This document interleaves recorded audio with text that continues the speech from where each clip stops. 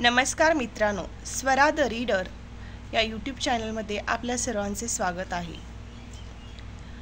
कारगिल विजय दिवस याविषयी आपण अतिशय सुंदर आणि अतिशय अंगावरती असा काटा येणारा सुंदरसं भाषण सादर करत आहोत।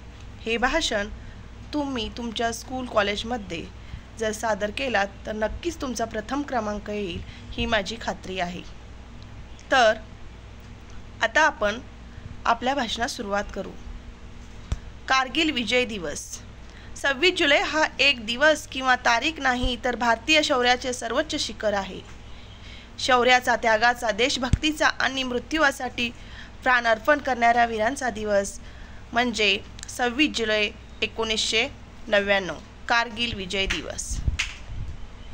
1999 मध्ये पाकिस्तानाने कपटीपणाने कारगिलमधील उंच डोंगरावर कब्जा केला। त्या बर्फाळ ऑक्सिजन नसलेल्या -40 डिग्री सेल्सिअस तापमानात आपल्या भारतीय जवानांनी आपल्या रक्ताचे पाणी करून त्या शिखरावरती तिरंगा पुन्हा फडकवला। हे युद्ध एक युद्ध नव्हते, ते तर मातेच्या अब्रूच्या रक्षणासाठी लढलेले रण होते। हसत हसत पृथ्वीला मिठी मारणारे हे 527 वीर जवान शहीद झाले। हसत हसत मृत्यूला मिठी मारणारे हे 527 वीर जवान शहीद झाले। आज सैनिक जागा आहे म्हणून आपण शांत झोप घेतो। आज सैनिक जागा आहे म्हणून आपण शांत झोप घेतो। हसता खेळता संसार सोडून देशाच्या रक्षणासाठी सीमेवरती उभे राहणारा सैनिक खूप काही त्याग करतो।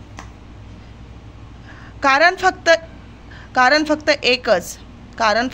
एकच तिरंगा फडकत राहिला पाहिजे। कारण फक्त एकच तिरंगा फडकत राहिला पाहिजे।